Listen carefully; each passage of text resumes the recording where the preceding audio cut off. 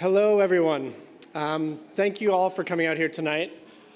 This is our fourth MVS Proseminar of this year. So I'm going to tell you a little bit about the Proseminar series. So the annual Master of Visual Studies Proseminar offers graduate students in curatorial studies and studio art the opportunity to connect and exchange with field-leading international and local artists, curators, writers, theorists, and other scholarly practitioners and researchers. So this happens through studio visits, master classes, and workshops with our students, alongside public evening lectures like this one, that our invited practitioners spark interdisciplinary dialogue and prompt inquiry among our community. So this group of speakers was brought together this year to reflect the diverse practices and research interests of our graduate students. The various guests will speak from their experiences and research in various subject areas, such as repressed historical events and the creation of counter-narratives, counter-publics and the imagining of new social futures, weather and indigenous cultural practices, food and extractivism, various forms of social transformation, artists moving image and bad animation, and curatorial politics and representation. So all of those events take place here in the main hall in the Daniels building at 1 Spadina Crescent. And before we start, I'd like to share a few thoughts on land and place. So these are concepts that have been at the forefront of my thinking in the past as I've worked with artists and students thinking critically and responsively about place. And as someone who grew up here, moved away for a long spell and then returned, has taken on many new meanings and urgencies. So I'd like to think about what we mean with any form of acknowledgement. As Layli Long Soldier, an Oglala Lakota poet, writer, and activist, has so importantly written in her poem titled 38, everything is in the language we use. So to acknowledge means to move towards, add knowledge, to move towards knowledge. So since we know that policies of settler colonization and genocide continue around the world, as well as within Canada today, I wonder what we will do with this knowledge that we're moving towards. So what does it mean to acknowledge land, to acknowledge place? How can we do that with a specificity of language? Not metaphoric language, but real concrete language. And I'm thinking here of the excellent text by Tuck and Yang called Decolonization is Not a Metaphor. And then I would be remiss to ignore the specific building that many visual studies classes are in, and that my office is in. Here we have a very powerful pairing. On the one hand, we share the building with the First Nations House and Indigenous Studies. On the other hand, we have the history of that building as the home of Borden Dairy. Borden Dairy funded many of the nutritional experiments conducted at residential schools. So when we talk about place and land and acknowledgements, it's not enough to put the generic U of T land acknowledgement on a syllabus or as a footer in an email and call it a day. We need to be specific. Everything is in the language we use. So thank you for gathering here today on this land in which the University of Toronto operates. For thousands of years, it has been the traditional land of the Huron-Wendat, the Seneca, and the Mississaugas of the Credit. Today, this meeting place is still the home to many Indigenous peoples from across Turtle Island, and I am grateful to have the opportunity to work on this land with Indigenous community members. I also acknowledge that Toronto is covered under Treaty 13 and operates under the Dish with One Spoon Wampum Belt, a mutual agreement between the Haudenosaunee and Anishinaabe nations for sharing land and resources. And again, from Layli Long Soldier's poem, the memorial for the Dakota 38 is not an object inscribed with words, but an act.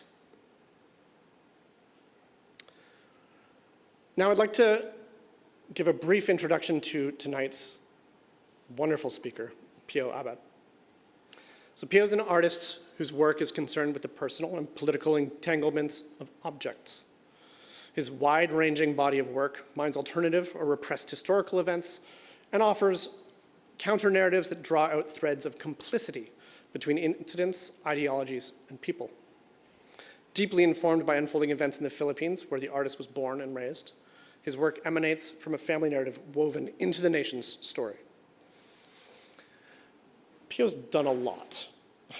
He's exhibited at the Ashmolean Museum, Oxford, the 58th Carnegie International, the 5th Kochi-Muziris Biennial, the Ateneo Art Gallery in Manila, the Museum of Contemporary Art, Tokyo, the Kadist in San Francisco, Oakville Galleries here, the 2nd Honolulu Biennial, the 12th Gwangju Biennial, the 4A Center for Contemporary Asian Art, Sydney, and Gasworks, London. And it's very exciting that he was very recently nominated for the 2024 Turner Prize. And the exhibition is on now until February at Tate Britain. So if you happen to be in London, you must go. His works are also parts of a number of important collections, including the Tate, the Carnegie Museum of Art in Pittsburgh, the Hawaii State Art Museum, Honolulu, and Singapore Art Museum. And I think Pio will speak about it briefly, but Pio is also the curator of the estate of his aunt, the Filipino-American artist Pio Abad. He has recently co-curated monographic exhibitions on Pio Abad at the Museum of Contemporary Art and Design Manila and Spike Island, Bristol. And there's been this amazing touring exhibition that has been, that was organized starting at the Walker, and then went to SF MoMA, and then it went to, PS1, MoMA PS1, and now here at the AGO. It opened about a month ago. It's an absolutely stunning exhibition. And then just very briefly, I will also say, when I knew that Pio was going to be in town, I had no hesitation in finding a way to make this happen. Pio is an absolutely wonderful artist. His work is poetic and political and beautiful and urgent. He's also one of the most humble and sweet people. So anything I could do to basically find an excuse to be in the same room with him, I was going to make happen. So I'm really hoping that you'll give him a very warm welcome tonight. And I just want to say what we'll end up doing is he'll speak for about 45, 50 minutes.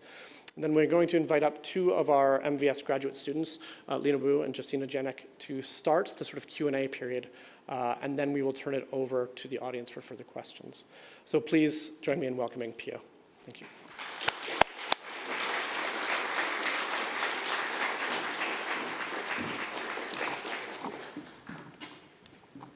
Well, thanks, Gareth, for that lovely introduction. I'm going to try not to disappoint people tonight. But I think having given a pretty thorough kind of introduction to my work, I can just kind of dive straight in. I'm going to set a timer because, as per the introduction, there's a lot of histories to disentangle in the practice, and sometimes I kind of get to talk a bit too much. So I'm going to make sure I'm roughly within the 50-minute mark, 45-minute mark. Okay. I think any kind of artist talk is always, really helpful for the artist to really just think through the practice, and for an artist like myself, whose work really is embedded within, life, family, history, nation. Sometimes these things get a bit overwhelming when you're in the midst of making it. So these lectures, these talks, these moments of sharing are always a really good opportunity to really get a sense of perspective of what's been done, what I've done in the last couple of years. So I'll be talking about a selection of projects over the last 10 years, really, maybe 12.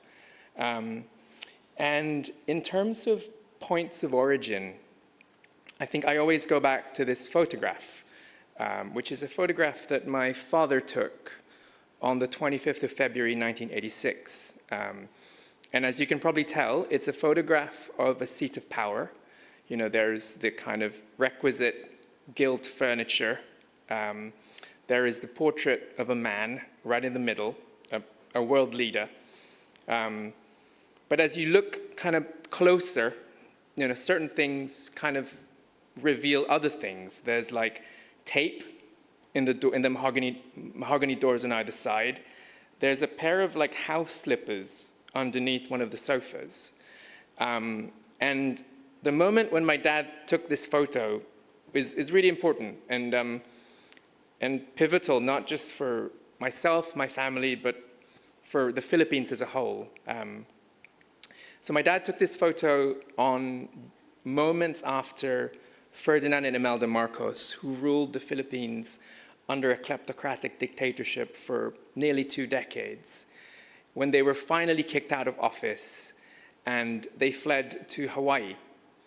And so my dad, having been very active with my mother in the anti-dictatorship movement, they were part of that first wave of protesters to enter the palace. And so this moment was a document of that specific instance when the facade of the powerful collapses and suddenly the people that they've been oppressing for decades, has access to the private, sordid life behind it.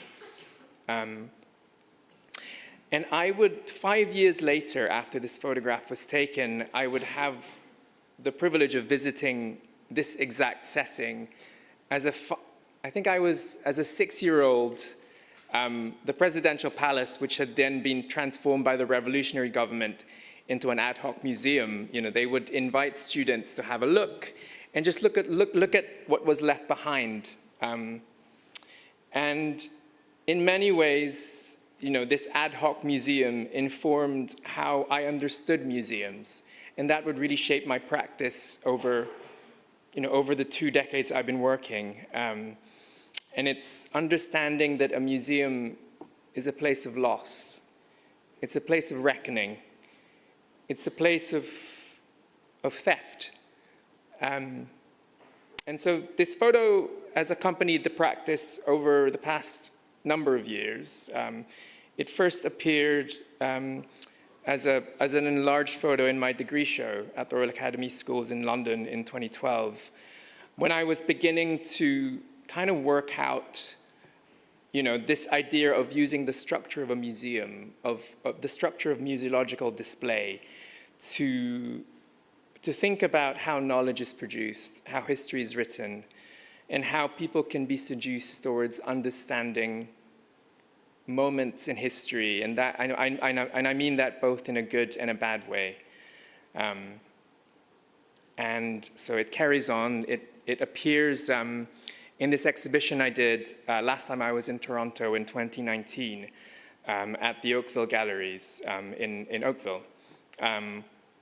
And it's actually informed what ended up being a 10-year project on understanding the legacy of the Marcos dictatorship.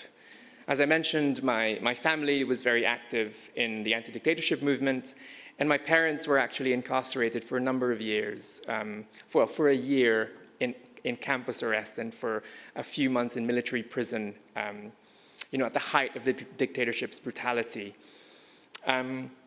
And so this kind of entanglement of the museological, the familial, and the political, has always been in the practice. And I kind of want to talk this evening about how this has evolved, how the language in my practice has kind of developed over the last few years.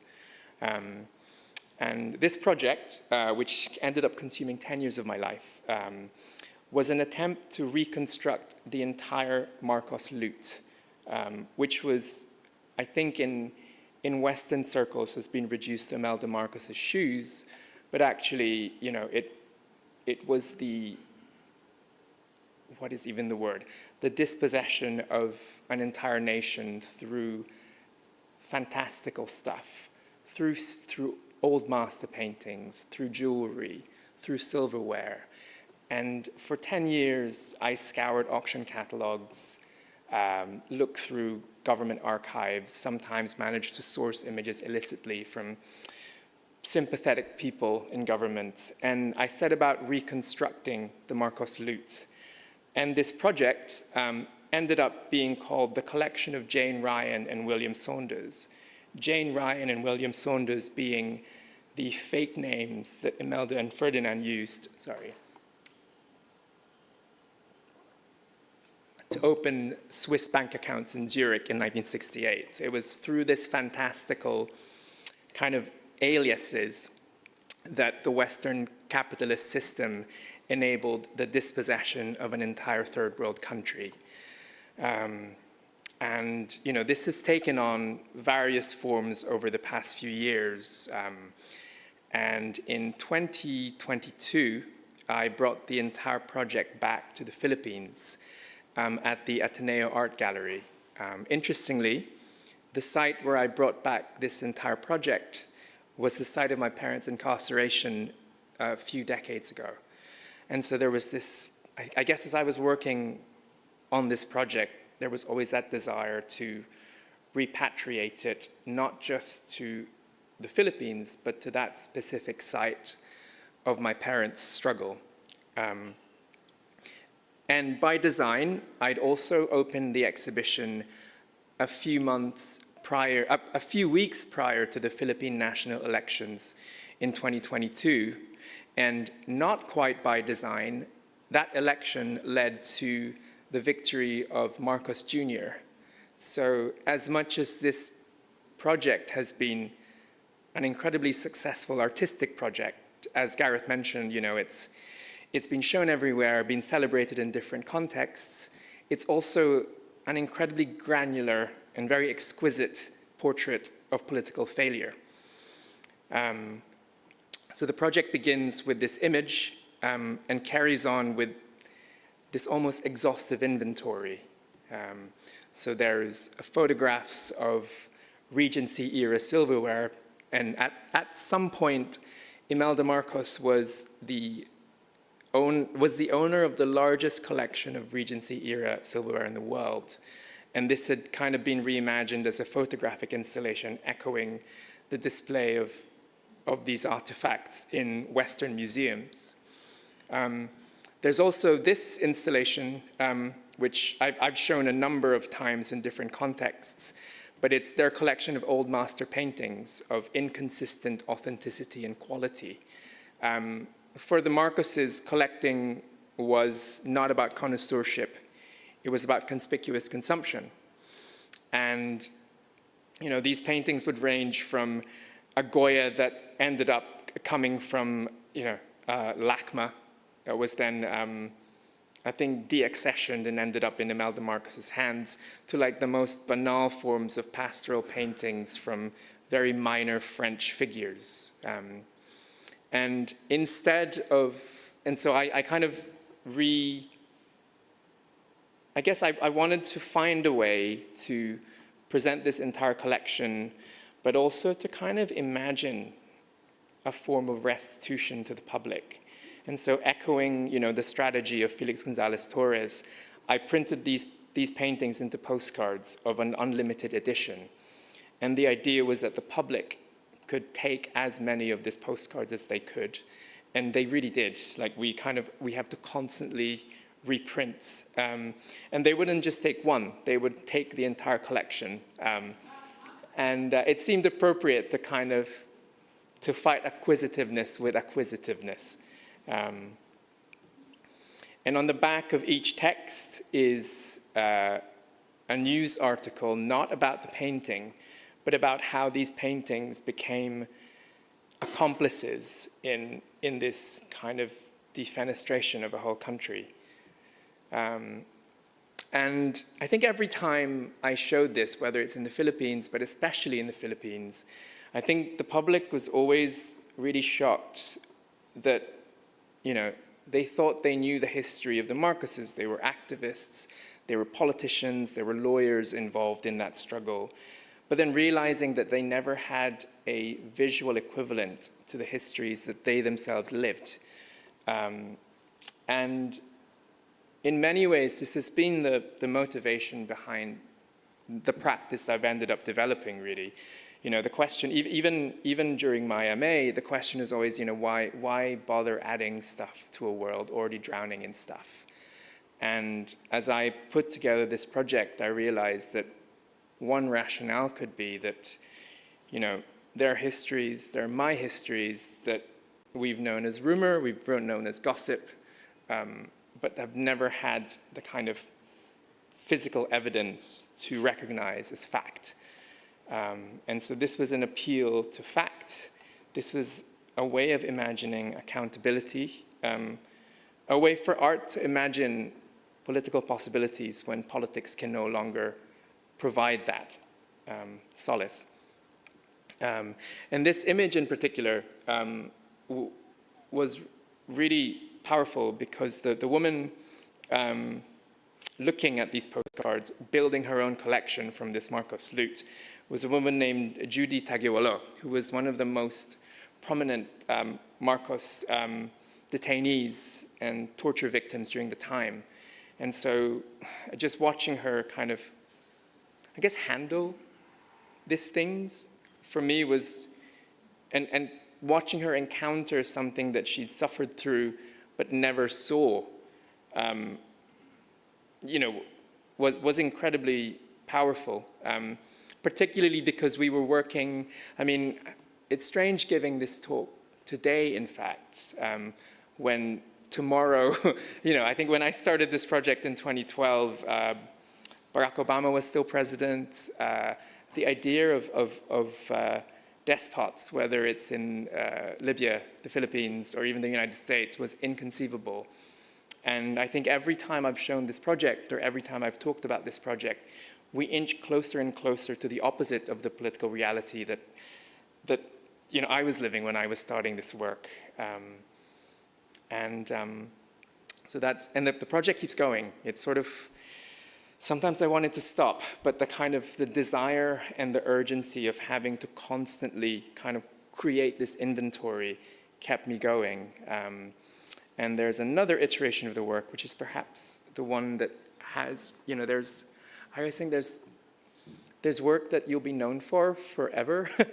And I feel like this will be it. And again, this is called the collection of Jane Ryan and William Saunders, and it's a reconstruction of the fine jewelry that Imelda tried to smuggle to Honolulu when she fled in '86. When the Marcoses arrived in Hawaii, the headlines in the New York Times was Imelda landed in Hawaii with diamonds and diapers. Like, she fled the Philippines and she stashed all her jewels in her grandson's nappy bags. So stones and shit. And when they arrived, the US Customs confiscated Imelda's jewels, and then they were repatriated back to the Philippines. But because this is a tragic history, it never actually returned to the people. It stayed hidden in the vaults of the central bank, waiting for the Marcoses to reassume power, and I'm not entirely sure what happened to it now. But for one sliver, for one brief moment in 2016, I was able to access images of these jewels. I think there was a sympathetic government official who sent me a stick of pretty high-res JPEGs, one for each piece of jewelry. And this project really emerged from that transaction, or that moment of kindness where someone had given me a piece of evidence. And because those JPEGs were still technically government property, I couldn't just show them like I did, the silverware or the paintings. And so I started this collaboration with my wife, jeweler Frances Wadsworth Jones, who luckily has a practice devoted to reconstructing or even constructing jewelry from using Rhino, which is an architectural program. And so we set about a 2-year project of remaking Imelda's jewels facet by facet, and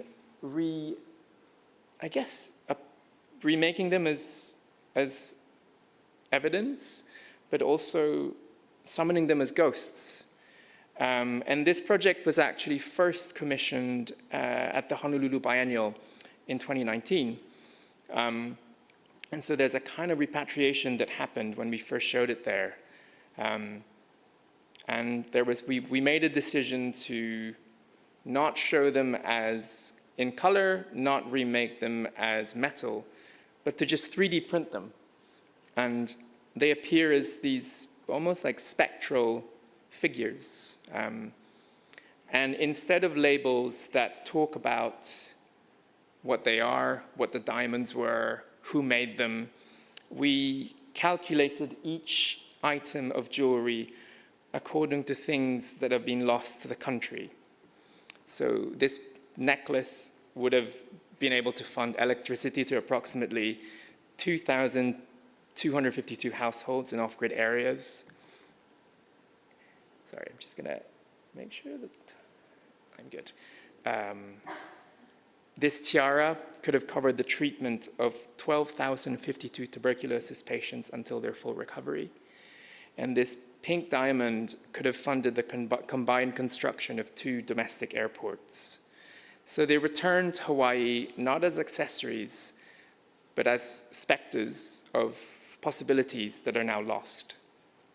And I think the most amazing thing about this project is, as I mentioned, they fill the material gaps in history to the point that sometimes they become history themselves.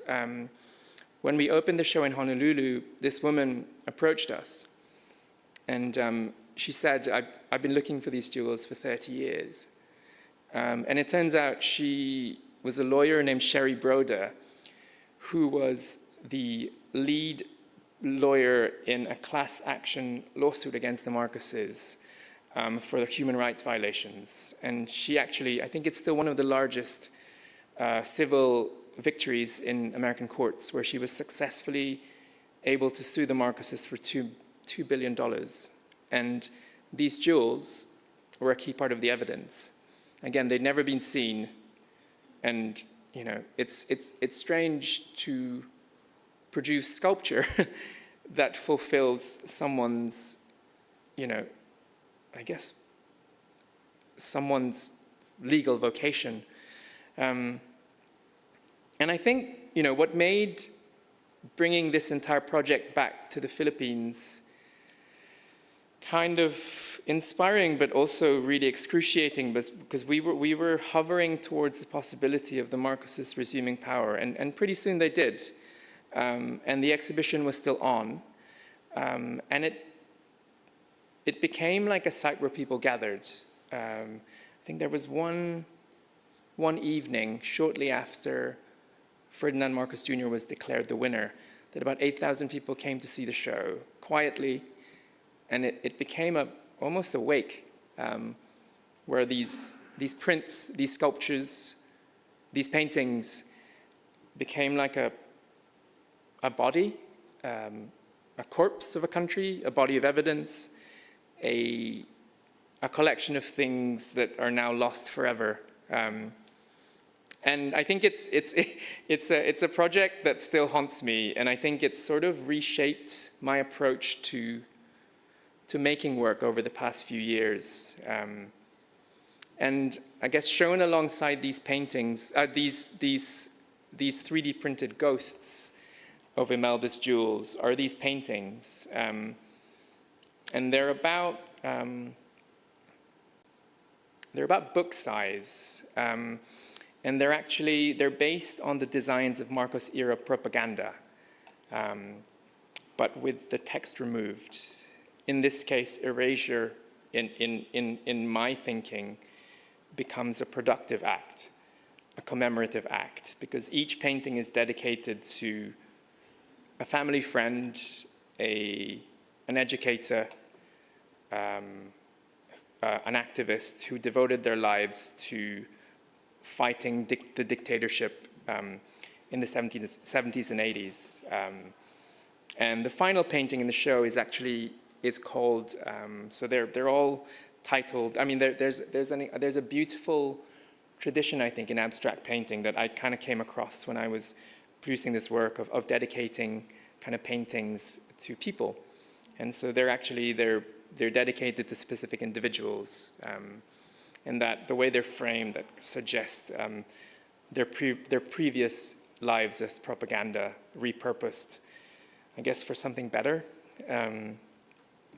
And the last painting in the show was called For Dina.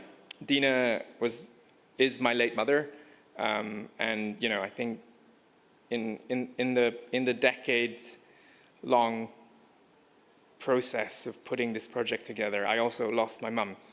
And so that final act of dedicating this work to her was kind of cruelly collided with the return of the dictatorship. And so this idea of like processing grief through this project became quite difficult. And it forced me to rethink what the hell I'm doing with art. But when friends would talk to me about it, at least they would say that you can't force regime change through contemporary art, but at least you've produced something that meant something. And I think I held on to that. And I think almost as an act of mercy, really. So my mom passed away in October 2017. And a few months, maybe even a few weeks after that, a friend of mine who's a curator at the Museum of Contemporary Art and Design in Manila approached me and asked me if I wanted to help her put together a show of my aunt Pio Abad, which we'll move on to the next slide. And in many ways, this kind of transition it allowed me to kind of refract that grief into something productive. And so in 2017, I started working on, I started kind of working towards an exhibition of my aunt Pio Abad's work. And I think, how do I even talk about how this started? My aunt was a very active artist in her lifetime, but she was largely unknown. She passed away in 2004. I started working on this project in 2017. So for about a decade and a half, her incredible body of work was largely untouched, unknown, and celebrated.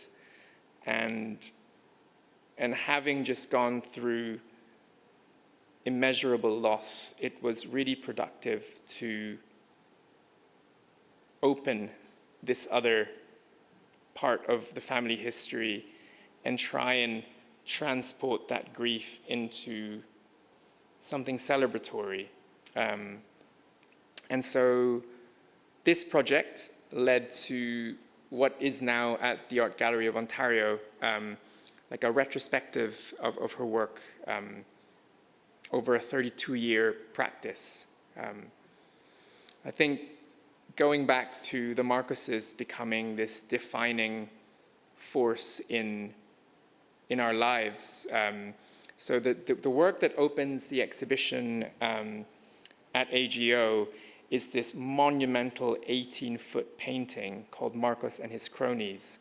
I think just a brief story, I think there's so many narrative layers behind it, but Pio was actually, before she became an artist, she was a very active political, she was very active in the anti-dictatorship struggle as well, to the point where she had to flee the Philippines in 1969 because she was caught in the crosshairs of what was then an emerging dictatorship. And it was that moment of leaving the Philippines and ending up in San Francisco right in the middle of the Summer of Love that led her to making work. But this monumental body, this monumental trapunto, this monumental painting is almost a manifesto of hers. Like she reimagines this is called Marcos and His Cronies, and she reimagines the dictatorship as these monsters. But I think the genius of her practice really is refracting her own history through the histories of others. And in this instance, Marcos and His Cronies are reimagined through Sri Lankan demons. And this desire for different cultures to speak to each other, for different experiences of dispossession to refract each other, is very much evident in this work. And I'm really glad that I can show you a JPEG here, but you'll be able to see this immense painting just, a 15-minute walk from here. And I think, Pio as an immigrant, and having had a very, very kind of solid understanding of what it is to struggle politically, what it is to be persecuted politically, she had this incredible empathy for the lives of others. And the practice really kind of traverses different subject matter, but one body of work that I think resonates so much more now is a body of work she called The Immigrant Experience, where she reimagines, I guess, the history of American immigration, but through the lives of people of color. And this is an iconic work called LA Liberty, where the Statue of Liberty, which was this emblem of refuge for migrants coming from Europe, is reimagined as an emblem for people coming from everywhere else. And I think just to kind of explain her process a bit, she developed this way of making she called trapunto painting. Trapunto means to stitch and stuff in Italian. And they're essentially these monumental story quilts that allowed her kind of affinity to be omnivorous with material to really come through. And there's a work called Korean Shopkeepers in the background, which she made, at the height of the LA riots in the early 90s, where Korean immigrants and the African American communities were there was friction in LA. So it kind of navigates all these very, very granular histories of the US through these incredibly powerful works. I think when I started working on bringing her work to the world, what I realized was that she had always shown these incredible works against the wall, because she was always made to, I guess, feel bad that they were crafted. There was always this rejection of the work because they were quilted, because they were embellished, because they spoke to materials that weren't considered acceptable to fine art. And when I started being involved in telling her story and displaying her work, one thing that we really wanted to do was to exhibit her work in the round, because as you approach the works, you're kind of confronted with this exuberant, these incredibly rich, vibrant colors.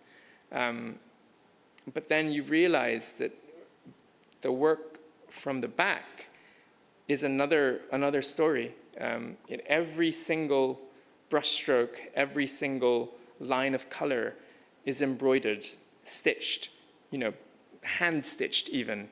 And it was important for me to kind of show that construction. These are two incredible works. So these are her abstraction series. I think Pasita was this incredible collector of textiles.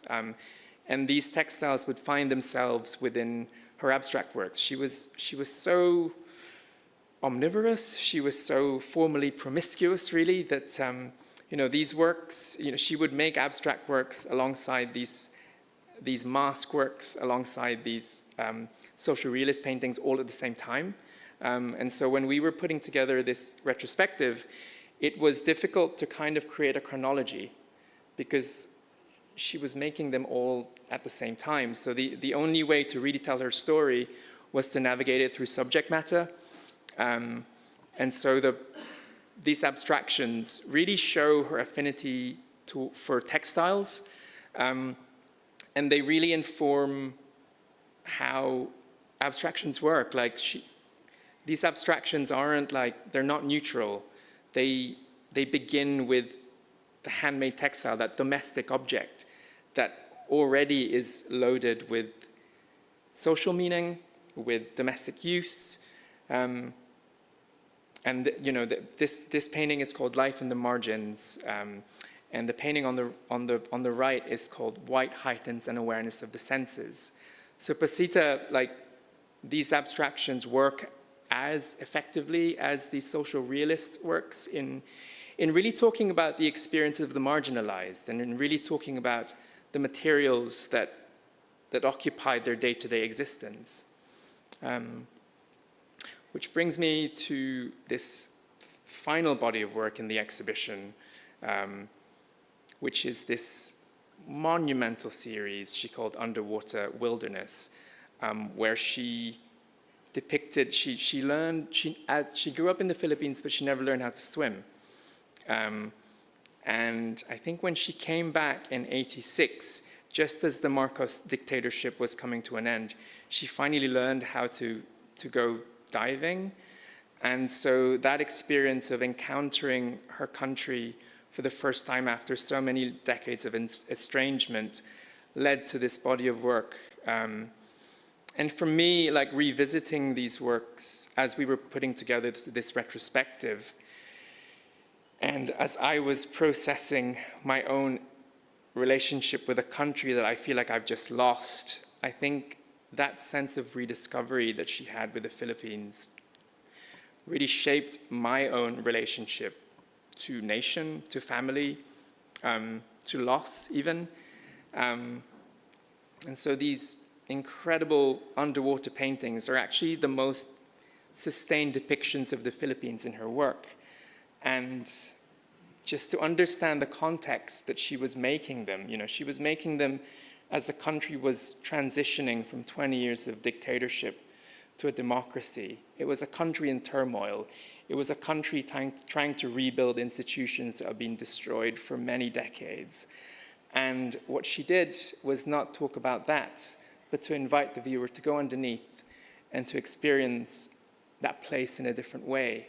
And having done the Ateneo show, having lost my mum, in the process of putting together this exhibition, it made me think about how I could expand my own practice, how I could talk about the Philippines not as a story of a nation, but as a story of, almost as like a microcosm of different experiences of loss, of dispossession, of conquest. And I think the experience of putting together this retrospective was what led to my exhibition, which is currently on at Tate Britain as part of the Turner Prize. As you can probably tell, the wall colors are pretty identical. And when we did this exhibition at the Walker, we used this color called 1,000 Oceans. And I fell in love with just that idea of filling the museum with 1,000 oceans. Not just because it kind of transforms the space into an archipelago, but then it also becomes a way of connecting all of these disparate narratives that I guess I've lived with, that I've tried to navigate. And so 1,000 Oceans goes from the Walker in Pasita show to extending into my project at Tate Britain. So going back, there's multiple histories to unravel. And what time have I got? Good. So this exhibition, which is called To Those Sitting in Darkness, was initially a project initiated at the Ashmolean Museum in Oxford. So in 2020, during the pandemic, I was invited by the curator there, Lena Frisch, to conceive of an exhibition that responds to the collection of the Ashmolean, and in a way find and attempts to kind of, I guess, to bring it back to life. Ashmolean was like the first encyclopedic museum. It claims to be the first public museum in the world, but it's also a museum that was designed to celebrate the Western civilization to the detriment of others. And when I was invited to do the show, I kind of requested not just to excavate the archives of the Ashmolean, but if I could be given access to the entire collection of Oxford University, which in itself was a daunting prospect, but I think I really wanted to do a deep dive and see what I could come up with. And the title of the project, To Those Sitting in Darkness, is actually taken from a Mark Twain essay that he wrote in 1901, which was a heavy excoriation of the United States colonization of the Philippines. But I altered it slightly. So the essay was called To the Person Sitting in Darkness. I expanded the remit to include objects that have become witnesses to different histories of conquest, objects that are these residues and relics of dispossession. And this project of researching and production almost became this act of call and response. So I would find things throughout Oxford University's extensive archive and create work in dialogue with them.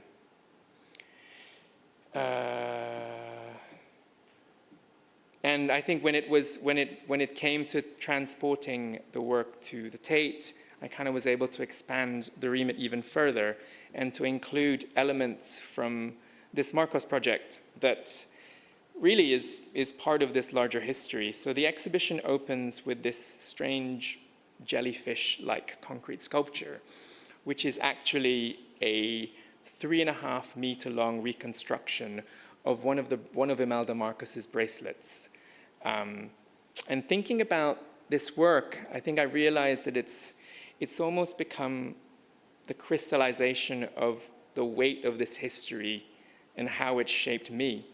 And to kind of transform it into this corpse allows the public to approach this history as this body lying in state, and to speak about all of these bodies that have been, I guess, victims of the excesses of empire. And so this preamble, this Marcos history being a preamble to talking about these larger histories became the motivation behind this project. Facing this enormous bracelet is this equally enormous drawing. At first instance, it resembles a map, and it kind of, it takes on the contour of an island, but in reality, it's a really, really detailed redrawing of the back of this artifact, which is part of the Ashmolean Museum's founding collection, one of the first objects that the museum had accessioned. And it's an object called Powhatan's mantle. And it's 4 deer hide skin robes that have been stitched together and embellished in seashells. And it was a gift given to the first British settlers who landed on the shores of Virginia by Chief Powhatan, who I think is more known as Pocahontas' father.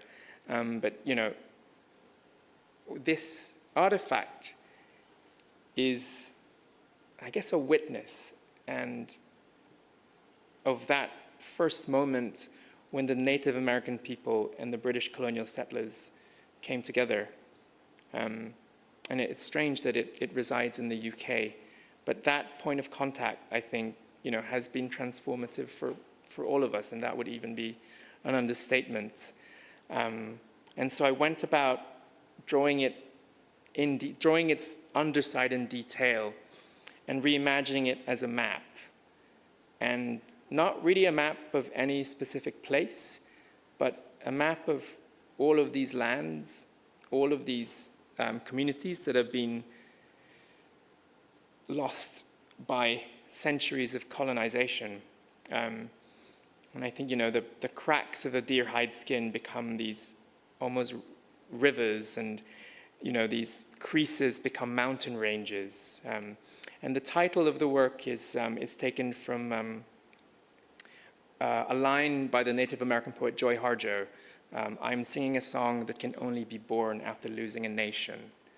And in many ways, it's a line that I've said many, many times before I even knew the poem.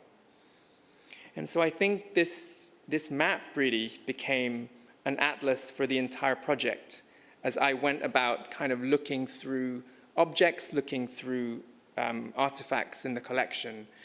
I came across this etching from 1692, and it's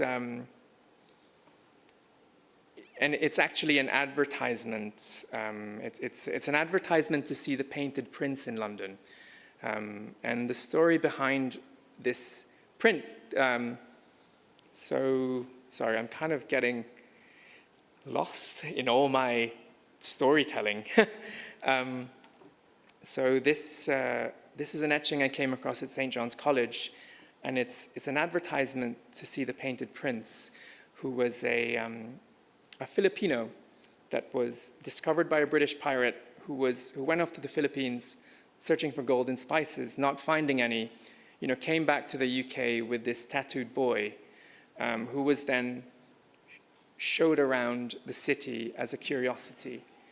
And as I was poring through these pages, what struck me was that this would have been one of the earliest depictions of a Filipino body. This would have been one of the earliest depictions of a trafficked Filipino body. And I really kind of wanted to find a way not just to commemorate this figure, not just to rescue him from the archives, but also to return him to a kind of humanity. I mean, the story of the Painted Prince, who we find out is actually called Giolo, continues.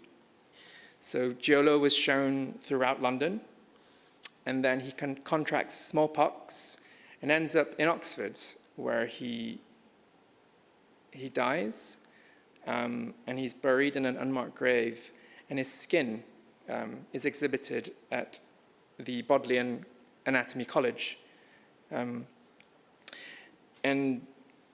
I think throughout this process of research, throughout this process of grieving, not just for myself, but through the many histories that the country, that the people have experienced, you know, I kind of wanted Giolo to have another story. And so in this exhibition, Giolo meets tattoo. This is a work by the Filipino-American artist Carlos Villa, who was really a seminal figure in Asian American art history. I think there's a story that is often told, that he often told when he was alive, that as a student in San Francisco, you know, he asked the mentor, you know, where can I find books about Philippine art history? And he was told that, you know, it didn't exist. And sure enough, as he scoured the library for any fragments of it, he couldn't find any. And so his practice from that point of that discovery of absence became this desire to create his own history through the fragments of his own kind of experiences, but also through the fragments of the experiences of other colonized bodies that he encountered, colonized individuals that he came across in his native San Francisco. And this is a seminal work that he made in 1971, where he drew this tattoos on his face, and they're not kind of specific they're not specific to any reference, but he wanted to kind of speak of how tattooing was this. In a way, it was a process of building solidarity across the Pacific Ocean. So, you know, the process of tattooing, it exists in the Philippines, it extends to New Zealand, all the way to the Pacific Northwest. So this act of covering himself with these patterns became an act of, I guess, syncretic solidarity. And in my exhibition, I really wanted Giolo to meet Carlos Villa, because for Giolo, tattooing became a form of incarceration. For Carlos Villa, tattooing became a form of liberation. And so somewhere between this encounter was maybe where the conversation I wanted to construct was. And so much about this project was really staging these impossible encounters across time. And my intervention in this conversation was monumentalizing Giolo's hand. So if you look at the print, there's this almost like a Michelangelo composition where this hand is reaching out. And I laser engraved it onto these slabs of pink marble that both speak of monumentality, but also corporeality. And it's installed as a suite of 11 engravings, almost like as a musical score. In fact, the title of the work is Giolo's Lament. And the work could be approached two ways. So there's one way where you approach it and it looks like Giolo's hand is pulling away. And on the other, it looks like it's Giolo's hand reaching for something, grasping for something. And I think it's that point between incarceration and liberation that was the point I was trying to grasp. And these encounters continue throughout the exhibition. You know, this is a display of swords from the south of the Philippines in Mindanao, which is the largely Muslim area. And in the process of putting together this exhibition, I was fortunate enough to have these conversations with incredible thinkers, incredible critics, incredible curators who've really devoted their lives to really rethinking the role of museums as sites of conscience, the role of museums, and the accountability of museums in telling stories, in almost attaining some kind of poetic justice through display. And one of the main interlocutors in this project is a woman named Marian Pastor-Roses, a Filipino curator who in 1998 put together an inventory of Philippine artifacts residing outside the country. And she worked out that 90% of Philippine heritage exists in the back rooms of Western museums. And the most collected artifact in Western museums are these swords from Mindanao. The story being that when the United States was attempting to fully colonize the Philippines, the last area of the country that they tried and eventually failed to conquer was the South, because it was largely indigenous groups that had adapted Islam in their faith. And it's a resistance that carried on even after the Americans had left and the Philippines became independent. But these swords were taken from the hands of people that the Americans eradicated. These swords were made for individual warriors. Every handle, the belief was that these swords were actually extensions of the body. And in fact, these were not swords, but they were phantom limbs. And in this desire to continuously stage encounters, I created this kind of display where the swords are placed against these fabrics, which were from 2017. So the swords are from the late 20th century, no, the late 19th century, and the fabrics were made in 2017 in a city called Marawi, not far from where these swords were gathered by American colonizers. The fabric was woven by a collective named Sinagtala. It was a collective put together by a journalist who was there covering an unknown war. So in 2017, the Philippine government, which is largely Christian, aided by the American military, set about bombing an entire town to root out a small Islamic State faction, and in that process, fully eradicating the city. These fabrics were woven by the widows and the orphans of people who fought that battle. And they were woven as the city was being bombarded. And showing this work now, where American-made bombs are bombarding other places, many places, they kind of carry on, they resonate even beyond the country. And I think this is what I wanted to do with this project, that as much as it is about the granular lives of artifacts tied to the Philippines, that they speak of histories elsewhere, they speak of presence elsewhere. And the pattern of the fabrics aren't traditional patterns, but they're actually, because these were woven as the bombs fell, they kind of echo the seismic kind of vibrations in the city. And onto the last work in the, yeah, I'm talking too long. Onto the last work in this exhibition. As I mentioned, this project has been a conversation between artifacts past and artworks present.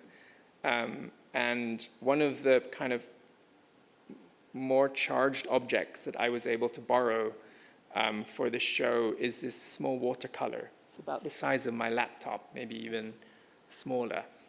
And it's a watercolor painted in 1897 by Charles Leclerc Egerton. Egerton was the chief of staff of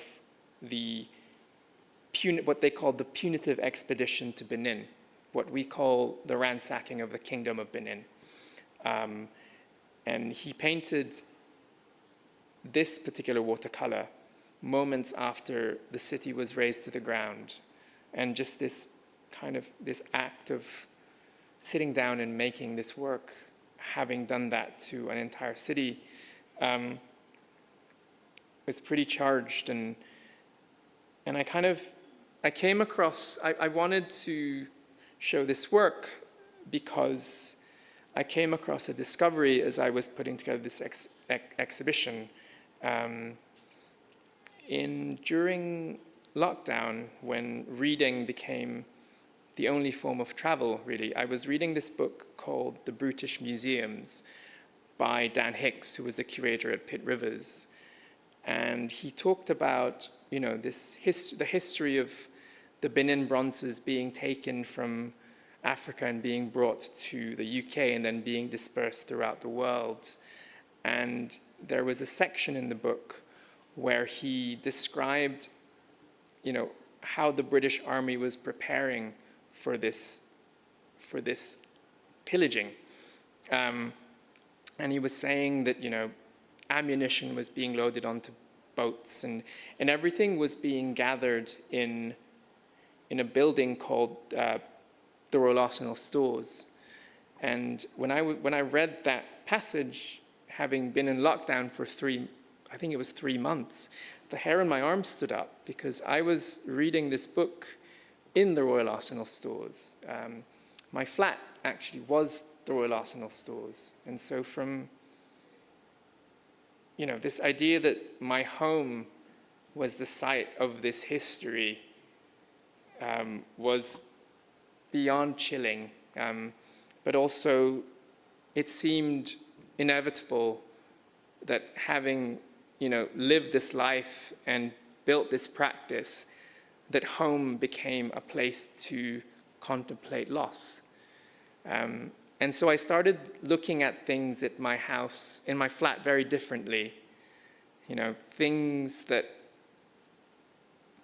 initially just seemed condiments became, products of histories of extraction. Tropical plants that we tried to keep alive, we realized were originally from climates that, that were not meant for this climate. And then personal items, started being haunted by these artifacts. I think that the Benin bronzes, obviously, they carry very, very specific histories of colonization, but I think they've also become these icons of colonial loss, of colonial violence. And I think in that process, they've been stripped of a specificity. I think looking through these objects, you realize, that they were representations of family. They were votive objects in people's homes. And I really wanted to return them to that status. And so I started measuring these artifacts according to things I value at home. Here's a photograph of my mum that normally sits on my bedside table. But also these histories of extraction that have produced our day-to-day lives. That's a Tate and Lyle box of sugar. Tate and Lyle is the factory that I look at outside my studio. And interestingly, it's also the original Tate. The museums were built on the foundations of sugar wealth. And ironically, now these are shown at Tate Britain. And when I was drawing these, I had no idea I was going to be nominated for the prize. But then also how violence exists even with our line of work. There's a catalog of Documenta 15, which is the exhibition that, we talk about decolonizing practices, we talk about solidarity, how exhibitions can be sites of liberation in our world. But when the art world is actually confronted with one that did it, it was wholly rejected. But then it started shifting. I think putting together this talk, I think I realized that, this practice is as much as it is a series of exhibitions, it's also almost like a memoir through other people's stuff. And I think in the process of living this life and making this work, things change slightly. So from grieving my mum, I think there is, from the work beginning with a photo of my mother, I wanted it to end with this drawing, which has a photo of now my 15-year-old daughter, but what then was a 12-week ultrasound. And I think having devoted a practice, I guess thinking about the mechanics of grief and how one can grieve productively and exquisitely, I think drawing this ultrasound made me slightly rethink things in a different way. Having devoted a practice to chasing ghosts, in a way the ultrasound is the opposite of a ghost. It's like a life that's about to happen rather than one that's been lost. And I think, in a way, this is where I am now. It's such a, I never know how to end this, but I think this idea of facing a new chapter, of looking at ultrasounds instead of ghosts, kind of, yeah, where things are, where grief becomes a way to talk about life, where loss becomes a way of depicting possibility. I mean, I think these histories live within us, but it's also now, for me, it's my relationship to the work has changed in a good way. Sorry, this sounds like a therapy session, but I think it's good. I think it's a life lived, and I always find it strange calling it a practice, because there's no way you can practice for this. And I'm really, really happy to share this with you all tonight, and I'm going to end with this image. I think that's it. Thank you.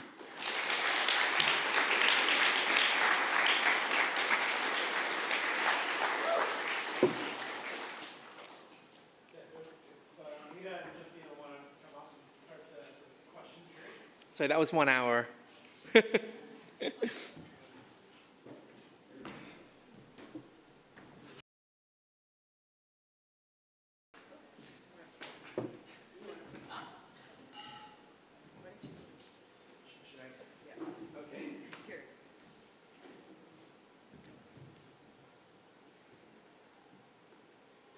Hello?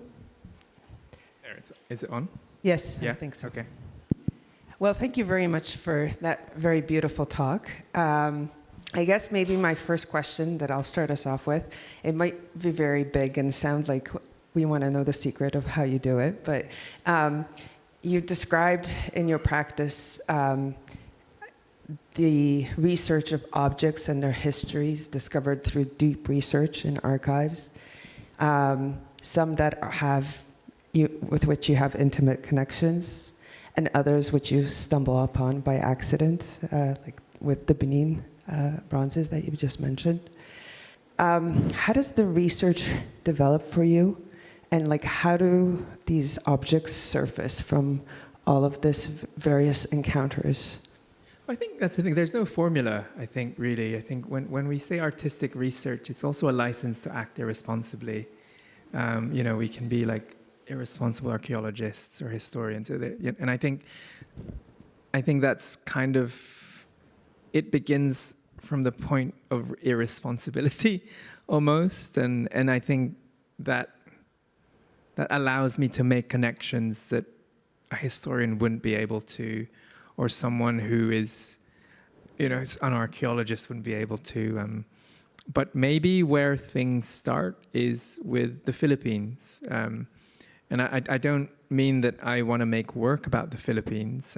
I'm not that interested really in this idea of unpacking nation, but it is the foundation of who I am. So in navigating any kind of large networks of history, it becomes the logical, but also the kind of emotional starting point of the research. And this is what led to this discovery of the painted prints, for instance, just looking through the archives and seeing what work, accession codes and keywords.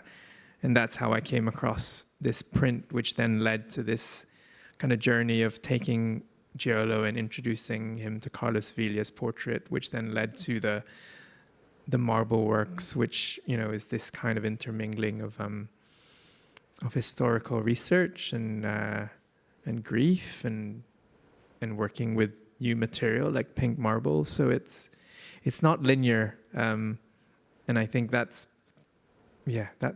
why it kind of meanders, and that's why the idea of like everything swirling around 1,000 oceans always makes sense to me, because sometimes it doesn't. Do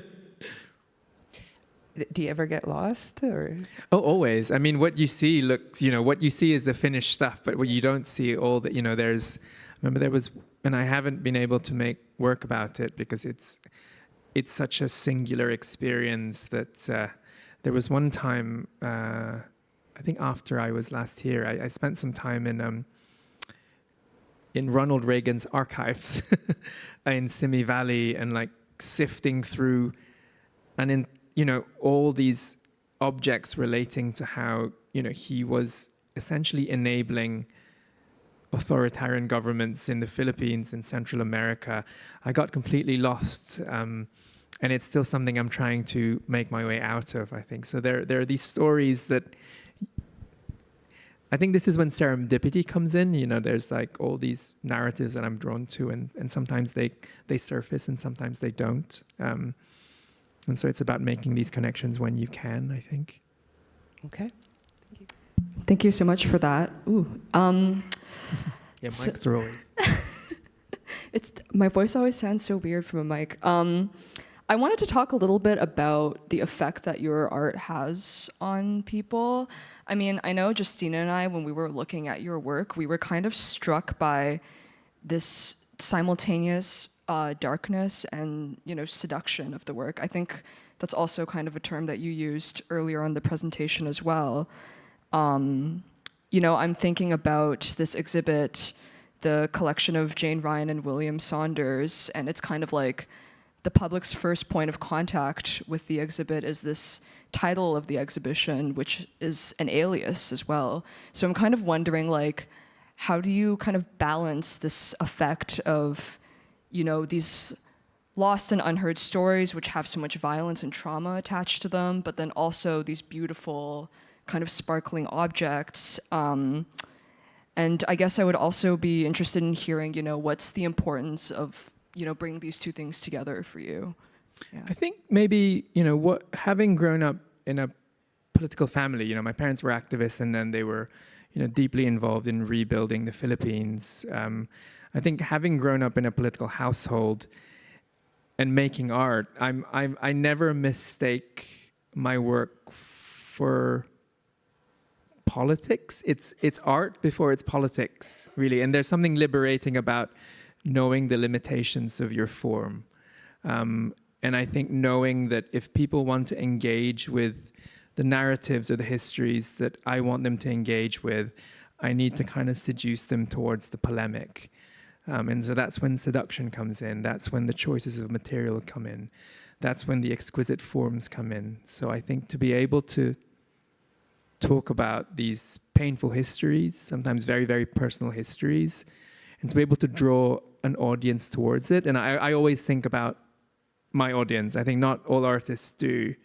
But I think to be able to kind of craft strategies of generosity, that role of seduction is always key, no matter how painful, tragic, or dark these narratives are. But saying that, in the process of, say, doing this whole 10-year project on the Marcoses, where I was consciously aware that while the work had political aspirations, it still very much existed within the realm of visual art. There were also moments where, because they became so effective in filling in the gaps where historical narratives existed, but the corresponding objects did not. some people would convince my work for the actual things. Like I remember watching this documentary on Imelda Marcos called The Kingmaker. I don't know if anyone has seen it here, but there was a moment where the documentary filmmaker was talking about these portraits that the Marcoses had commissioned, during their reign, but the images that flashed in the documentary was my work. Oh my God. And you go, that's not right. And so I think that there's just been this constant kind of subterfuge where seduction becomes a way to kind of occupy historical space, but sometimes it does it too well that it becomes seamless. That's really interesting. Thank you. Actually, that might relate to my next question, which is, how do you think of replicas and the specifics of the materials that you use, the charge of the materials, and how does that feature in the process? I think the charge is not something it's hard to plan for the charge, I think. But sometimes like say with the 3D printed jewelry, like we kind of did it initially because we just wanted to see it quickly. But then as these sculptures were coming out of the 3D printer, you realize that, the way that plastic shimmers, they resemble ivory, but also there's something very spectral about it. And so the charge sometimes happens through serendipity. But say with drawing, I think that's something that is the foundation of my practice. And so this act of creating these intricate ink drawings, I think the charge comes from the labor. And so there's always this interplay between serendipity and labor in my practice, in my work. Yeah.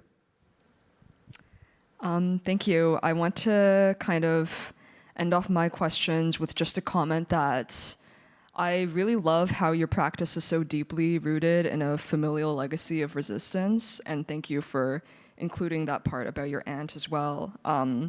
I often think about how my parents interact with my work. My parents are Chinese. They grew up kind of in the wake of the Cultural Revolution. And whenever I make work about like pain or grief or just something difficult, my mom's always like, oh my God, what is that? Like, don't show that to me. Why do you even make work like that? Which I don't take offense to because I feel like there's this real desire for her to kind of forget that pain. And I kind of want to ask if you could speak to this continued investment that you have in resisting forgetfulness or conjuring ghosts, whatever you want to call it, through your artwork, and how you see that as connected to or divergent from your parents' activism as well. Well, I think it was certainly informed by my parents' lives and informed by my aunt's life, I think. And I think working on Pasita's kind of, and I kind of approach Pasita's body of work as an archive as its own archive, except instead of these documents, you have these, 4 meter by 5 meter paintings of octopus fighting sharks. But in them, there are also archives that I navigate. And like I said, like it's hard to think about it through the lens of work sometimes because it emanates from family. And so it's with Pasita, it just became a logical step, like to kind of to give her visibility when I was beginning to have mine. Right. Does that answer the question? Yeah, totally. Like you feel like your practices are kind of like connected in that sense. And I think it also allows me to, because her works are so exuberant, so it allows me pauses from my own.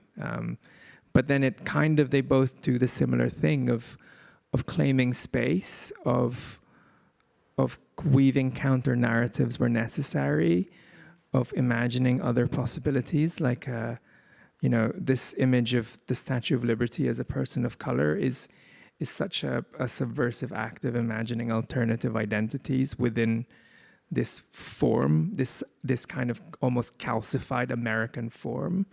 And I work very differently, and I think that's also why I'm able to to deal with her practice, because there's hardly any, in terms of like material, in terms of formal concerns, there's no overlap. Right, yeah. So I can approach her work with as much care as I approach mine, because it's its own entity that I'm the kind of custodian of.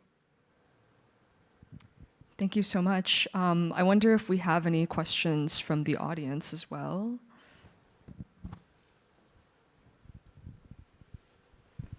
Hi, thank you so much for your talk. I had a question about kind of reflections on the 3 different shows that you've presented today. And I feel like a common theme in your work is object personhood or transfiguration.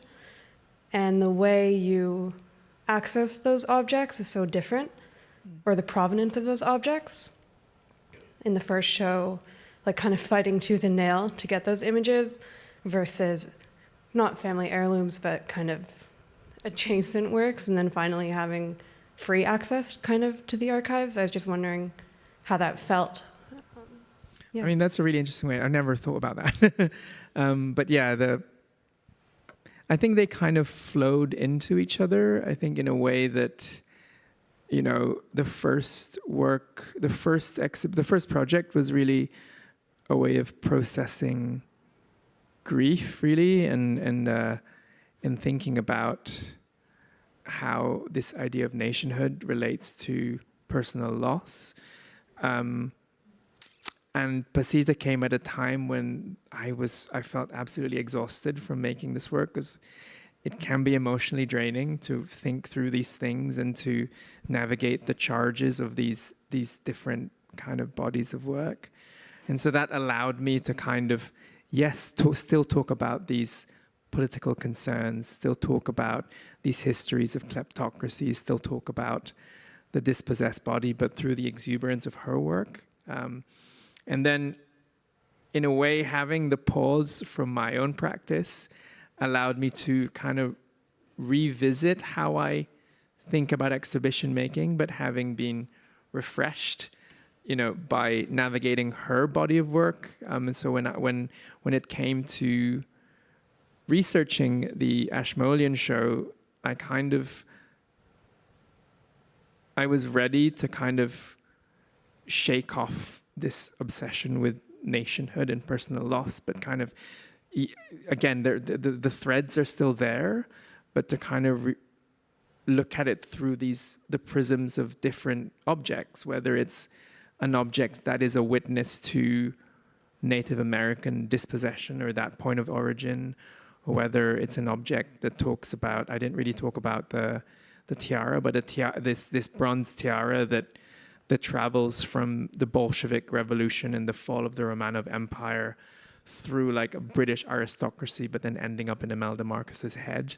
And so these flows of history, I think being able to flow through my own history allows me to navigate these flows of history, if that makes sense. Thank you so much.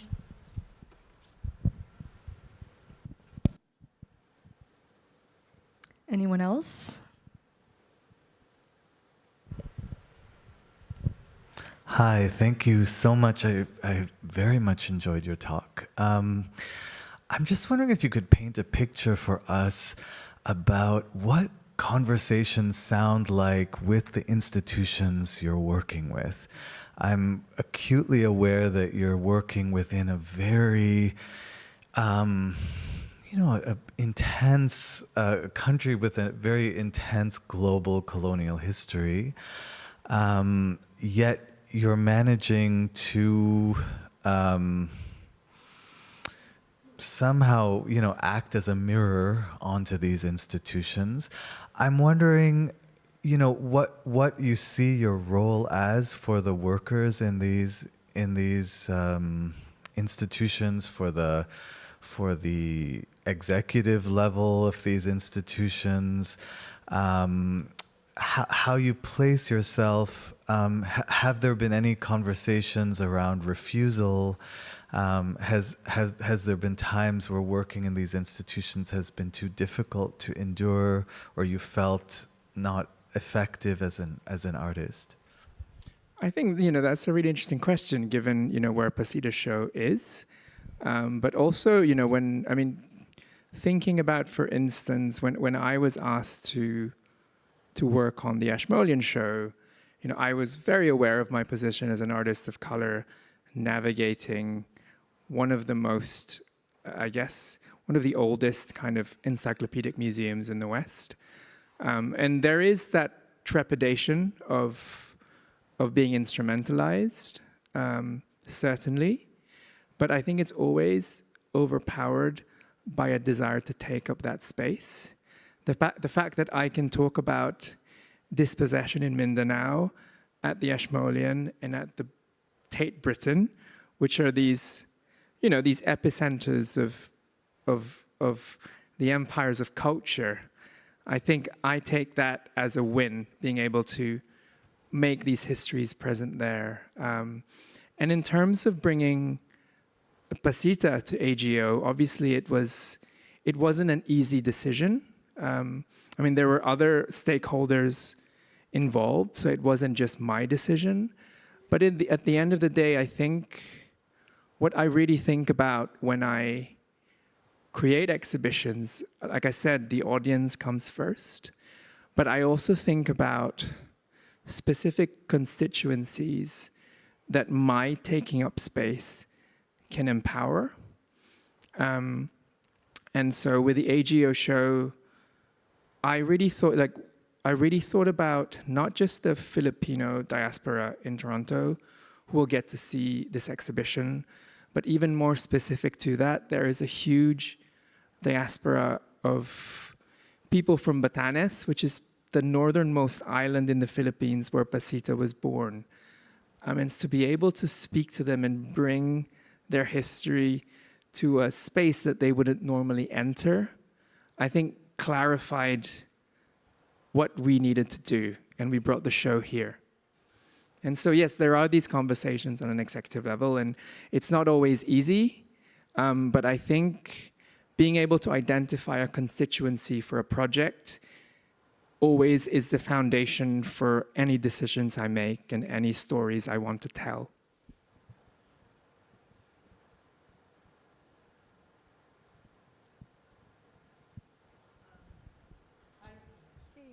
Okay. I was going to say I don't need a mic. You talked, the spelling of Egerton, was it 1897 watercolor by Egerton? Is he the guy from Chelsea? And he had you don't remember, do you? Okay, he died in the 70s, I think. Egerton.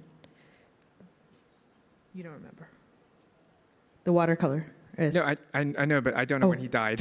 I just know when he painted that work. Okay, and he would have died much earlier. Is it Cooper, his last name? Egerton Cooper? It's Charles Leclerc Egerton. Okay, wrong guy. I'm looking at Alfred Ernest Egerton Cooper. Okay, thank you. And then the next question I had was, you were talking about the swords, right? After you talked about Giolo's Lament, the swords from the Philippines, installation of 7 swords, accountabilities. You were talking about accountabilities, and I totally lost my train of thought when you were talking about it. Can we just go back to that around the phantom limbs? And it was the collective of women who wove the fabric, and there was an unknown war going on, something around a journalist who Do you want me inspired. to tell that part again? Yeah, Or? no, I just don't remember Okay. the name of the war. It's Marawi is the town. Marawi. Or Marawi. Okay, Yeah. great, thank you.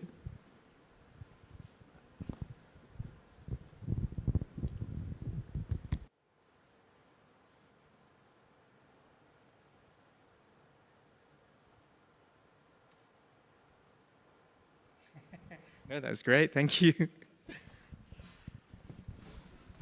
there are no more questions, I will really quickly, I just want to thank you, Lena and Justina, for being these amazing interlocutors. Obviously, thank you to Pio, but I'll get right back to that in 1 second. I just wanted, while I have you, I just wanted to mention a couple forthcoming events. This Thursday at 5 p.m., there's the exhibition opening for Shaping Atmospheres, which has been curated by Visual Studies faculty member Charles Stankiewicz and OCAD faculty member Alan Roshan. And that's at the Architecture and Design Gallery here in One Spadina. Then on November 13th at 4 p.m., we have another talk, and that's by our inaugural filmmaker in residence, Isabella Okoro, who will be speaking about world making in their practice. And then the final MVS Pro Seminar for this semester is on November 19th here at 6:30 p.m. And that's with James McAnally, who is the curator, editor, and critic, and the director of Counterpublic in St. Louis, the civic exhibition and triennial. So I'd really encourage all of you to come out to hear about this really fantastic sort of example of public art really working deeply with community and constituents.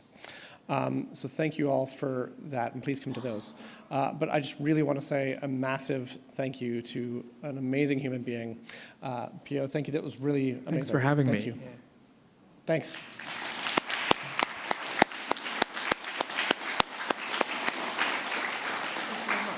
So thoughtful. Thank you.